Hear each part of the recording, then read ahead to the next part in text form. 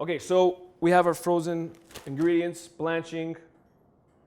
Awesome, everyone's gonna blanch now at home. And now for the recipe. So we're gonna do some roasted cauliflower with our frozen cauliflower. So I have a saute pan over here with just a little bit of oil over medium heat. Now, keep in mind, even though it's a little bit of oil, the frozen vegetables will react a little bit. Oh, it's not hot enough. There we go. And you just don't want any splashback. So just a little bit at a time, we're going to throw in some of these cauliflowers. Really nice. So cauliflower in the pan. But medium-high heat, we're going to add a little bit of onion as well. And with the onion, I mean, there's so many ways you can slice the onion. I'm going to go lengthwise. So from the root to the head, which I've removed, that's the way I'm going to slice it. That way, a little bit of that root at the end will actually keep them a little intact, and I'll get bigger chunks of the onion. So big slices. Onions freeze really well too. So that's another ingredient. Can freeze. The great thing about doing this ahead of time, and this is why I wanted to talk about quantity cooking, is this is a process that you would, if you're going to go through the trouble of setting your blanching station up and all your ingredients, do a larger batch.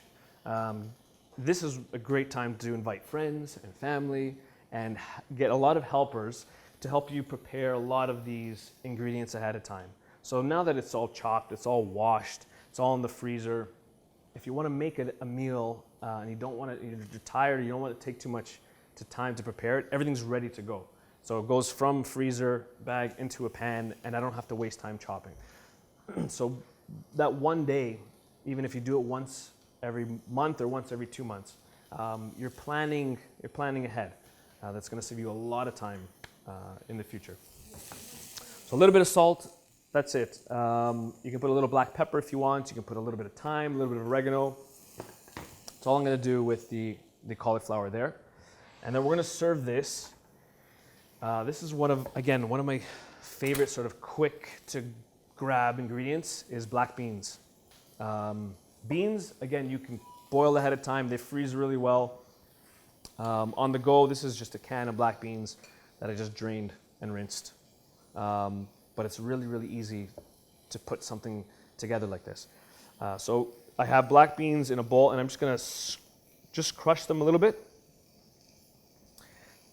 This makes them a little bit creamier, a little bit smoother, almost like a hummus. If we were making like a chickpea hummus, this is kind of like a rustic, chunky black bean hummus. Really, really nice as a side or even a snack. And then we're going to season it up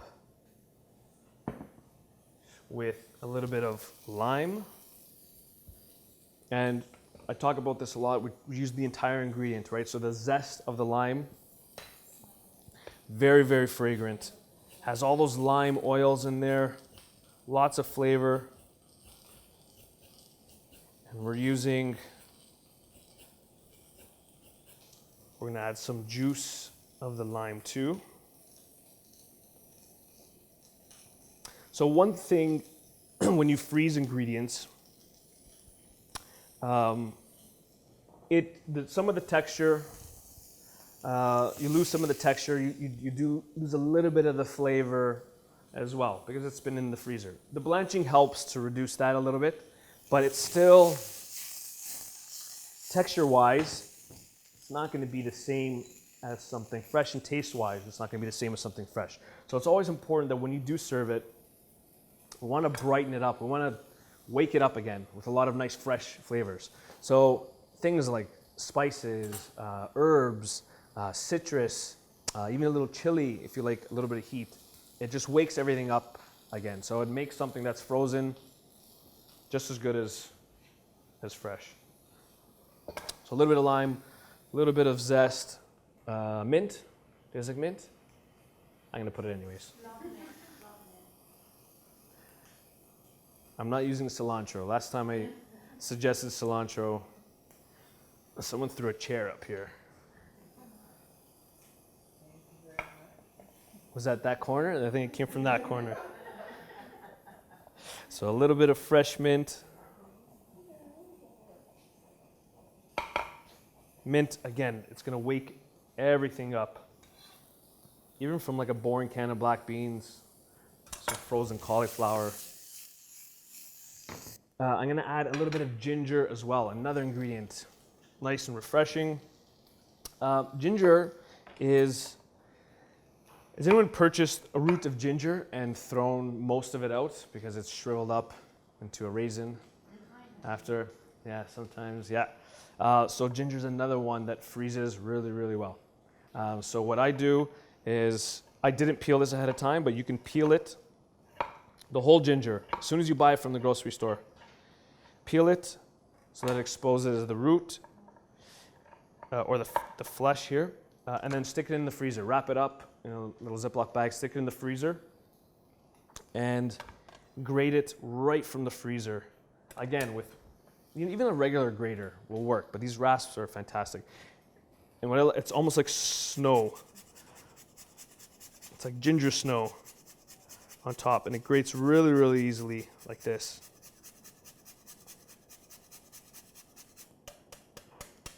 So you get all that flavor from the ginger, and then that goes back in the freezer. No waste, right? These techniques also help to reduce a lot of food waste. We throw out so much food, and I'm sure you're hearing in the news and reports more and more these days of how much food waste is going on, right? So if you're not going to use it, freeze it. So do you have to put it in a bag when you put it in the deep freeze? The more you can protect it, the better. So any sort of exposed air will also sort of degrade the ingredients. So in a Ziploc bag, food savers are the best. If anyone, sometimes they have the little small vacuum sealers.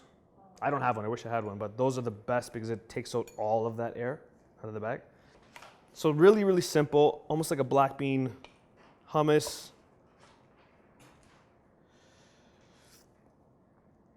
And you can serve it right in the bowl. I'm gonna get chefy, obviously, here. Just throw a little bit of that black bean right in the middle. And it's super flavorful, especially if you don't like beans. I know there's probably a few bean haters in the crowd. Adding some of those fresh ingredients really makes them tasty. Get some tongs. And see that this is the cauliflower. Because we've blanched it, it doesn't take a lot of time because it's already been par cooked. We just want to sort of wake it up a little bit, give it some nice color on top. But that's it. That's our cauliflower black bean dish.